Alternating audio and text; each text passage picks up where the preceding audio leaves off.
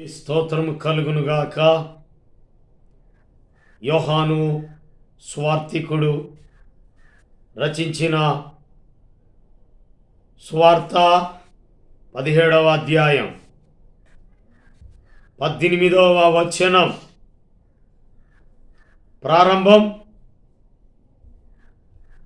ప్రార్థన. ఈ 17వ అధ్యాయము యేసు ప్రభువారు తండ్రికి ప్రార్థన చేస్తున్నాడు. 18వ వచనం, నీవు నన్ను లోకమునకు పంపిన ప్రకారం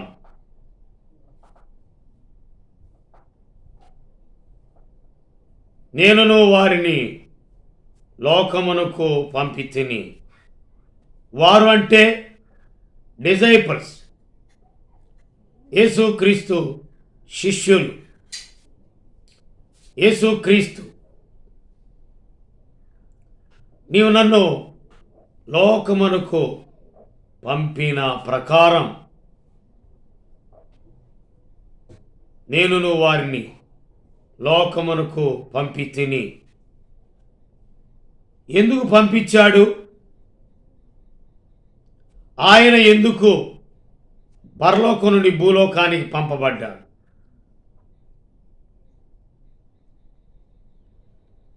దానికంటూ ఒక పర్పస్ ఉంది, దానికంటూ ఒక ఉద్దేశం ఉన్నది. ఏమిటి ఆయన ఉద్దేశం అంటే, అందరూ అంతటా రక్షింపబడవలెనని, ఒక లక్ష్యముగా, ఒక విధిగా, ఒక గురిగా భూలోకానికి పంపబడ్డాడు.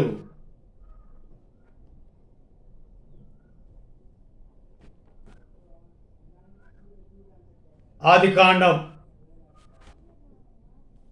6వ అధ్యాయం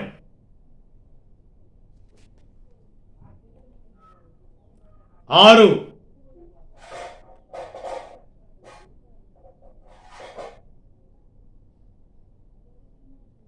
భూలోకము దేవుని సన్నిధిని చెడిపోయి ఉండెను.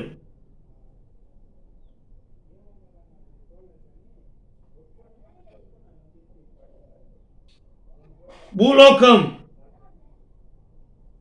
దేవుని సన్నిధిని చెడిపోయి ఉండెను. ఈ చెడిపోయి ఉన్నదాన్ని బాగు చేయటానికి మన ప్రభు అయిన యేసుక్రీస్తు ఈ లోకమునకు పంపబడ్డాడు.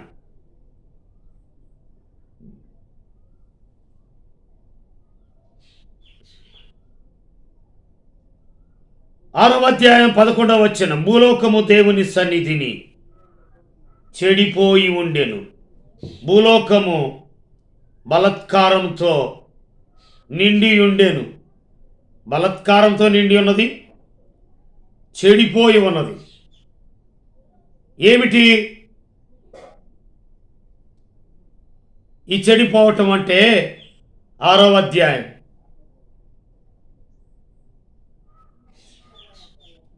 మొదటి వచనం లేదా 2వ వచనం, దేవుని కుమారులు నరులు కుమార్తెల చక్కని వారిని చూచి వారందరిలో తమకు మనసొచ్చిన స్త్రీలను వివాహం చేసుకొని, అప్పుడు యెహోవా నా ఆత్మ నరులతో ఎల్లప్పుడూ వాదించు, వారు తమ అక్రమ విషయంలో నరమాత్రులై ఉన్నారు, అయినను వారి దినములు 120 ఏండ్లగునెను. అక్రమ విషయం, బలత్కారంతో నిండి ఉన్నది. భూలోకం దేవుని సన్నిధిని చెడిపోయి ఉండెను. చెడిననా భజన చేయొచ్చు భక్త పాలక ప్రస్తుతింతు నీ నామమును. రుజనములపై జయమునిచిన విజయుడా నిన్ను వేడుకొందు. విజయుడా నిన్ను వేడుకొందు. ఎంత ప్రేమ, ఎంత దాయ, ఎంత కృపయే సయ్య నీకు. ఇంతయనివా నింపనిలలో నెవరికి నిసాధ్యం కాదు. చెడిన నాదు గోతి నుండి పైకి లేవా నేతినావు. భజన చేయుచు భక్త పాలక ప్రస్తుతింతు నీ నామమును. చెడినవాడనైనా నన్ను పైకి లేవనెత్తటానికి, పరలోకము నుండి భూలోకమునకు పంపబడిన యేసు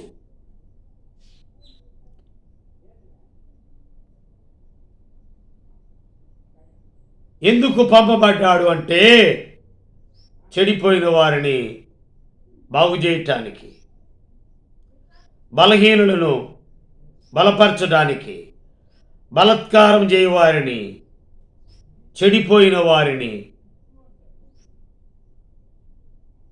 బాగు చేయటానికి, బలవంతులుగా చేయటానికి, గుణవంతులుగా చేయటానికి, మార్పు చెందడానికే మానవ అవతారం ఎత్తి లోకమునకు పంపబడిన ప్రకారం నేను వారిని లోకమునకు పంపితిని. నేను ఎలాగా లోకానికి వచ్చానో వాళ్ళు కూడా అలాగా పంపిస్తున్నా. ఎందుకు అంటే వారును సత్యమందు ప్రతిష్ఠ చేయబడినట్లు. సత్యమందు వారిని ప్రతిష్ఠ చేయము, నీ వాక్యమే సత్యము. వారును సత్యమందు ప్రతిష్ఠ చేయబడినట్లు వారి కొరకై నన్ను ప్రతిష్ఠ చేసుకొనుచున్నాను. పంపబడినవాడు, ప్రతిష్ఠ చేయబడినవాడు. ఇదిగో చంపబడుతున్నారు, బలత్కరించబడుతున్నారు. ఒక ఆత్మ రక్షించబడవలనని ఆయన లోకమునకు పంపించబడ్డాడు. కనుకనే ఆయన పంపబడ్డాడు. మొదటి అపోస్తులుడు పాపముల చేత, అపరాధముల చేత చంపబడిన వారిని సత్యములో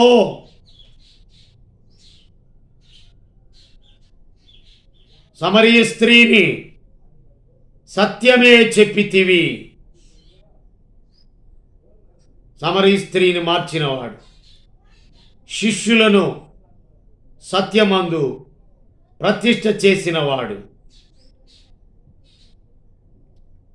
అలాగైతే యేసు ప్రభువారు పంపబడిన అనేకుల కొరకై విమోచన, విడుదల కోసం ఆయన సత్యం వద, సత్యమైన వ్యక్తి భూలోకంలో ఉన్న వారందరి కొరకై రక్తము కార్చాడు, ప్రాణం పెట్టాడు, సమాధి చేయబడ్డాడు, మృత్యుంజయుడై 3వ దినాన లేచాడు. అలాగైతే ముందుగా 17వ అధ్యాయంలో ఆయన ప్రార్థన, మరి ప్రతి ఒక్కరు కూడా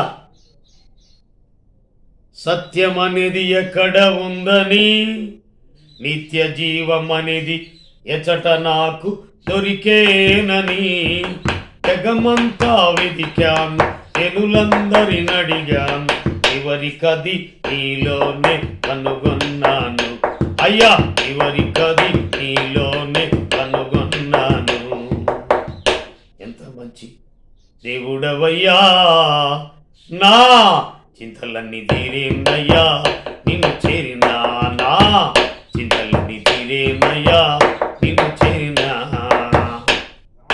సత్యం అనేది ఎక్కడ ఉందని, నిత్య జీవం అనేది ఎచ్చట నాకు దొరికేనని, జగమంతా వెదికాను, జనులందరిని అడిగాను, చివరికది నీలోనే కనుగొన్నాను. అయ్యా చివరికది నీలోనే కనుగొన్నాను. ఎంత మంచి దేవుడవయ్యా, నా చింతలన్నీ తీరేనయ్యా నీకు చేరినా. చింతలు తీరాలి అంటే సత్యం. ప్రయాసపడి భారం మోయిచున్న సమస్త మందిలారా, మీరు నా యొద్దకు రండి, నేను మీకు విశ్రాంతి కలుగజేయుదును. సత్యం అనగా నేమి మన ప్రభు అయిన యేసుక్రీస్తు. Truth, I am way, I am life, I am truth. నేనే మార్గం, నేనే జీవం, నేనే సత్యం. శిష్యులను సత్యమందు ప్రతిష్ఠ చేయుము. మరి ఈ సమయంలో ప్రతి ఒక్కరు కూడా సత్యం మాట్లాడాలి. సత్యం ఏం చేస్తుంది? మనుషులను సత్యము స్వతంత్రులుగా చేయును. సత్యము లేకపోతే అబద్ధం అనగా అవిధేయత వలన, ఒక మనిషిని అవిధేయత వలన ఈ లోకమునకు పాపము, పాపమునకు జీతం మరణం. ఒక మనిషిని అవిధేయత. ఇస్సాకు విధేయుడై బలియాగా మాయను, వాగ్దానాన్ని బట్టి మృతుడై లేచెను. ఇస్సాకుకు చాలిన దేవుడా నీవేనయ్యా, యేసయ్యా, నా యేసయ్యా, యేసయ్యా, నా యేసయ్యా, యేసయ్యా, నా యేసయ్యా.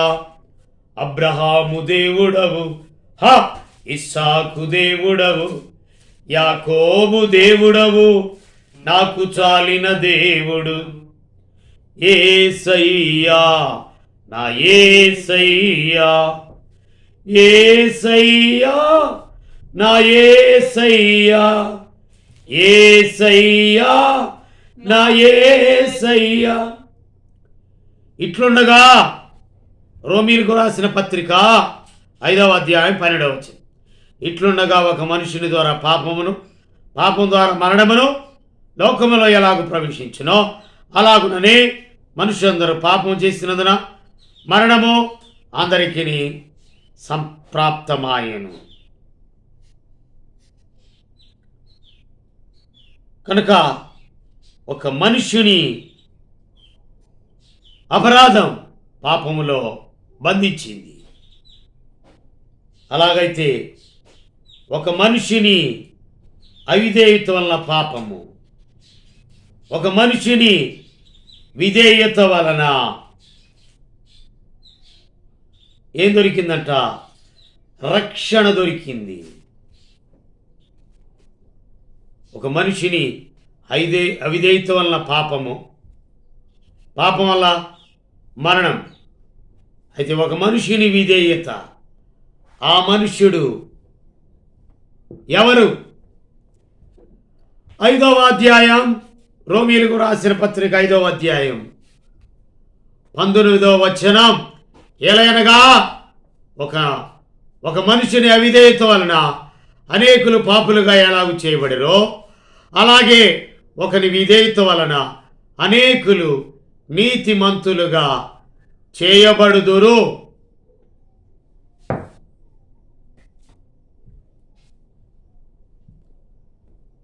సత్యమందు ప్రతిష్ఠ చేయబడినట్లు వారి కొరకై నన్ను నేను ప్రతిష్ఠ చేసుకుంటున్నాను. పేతురు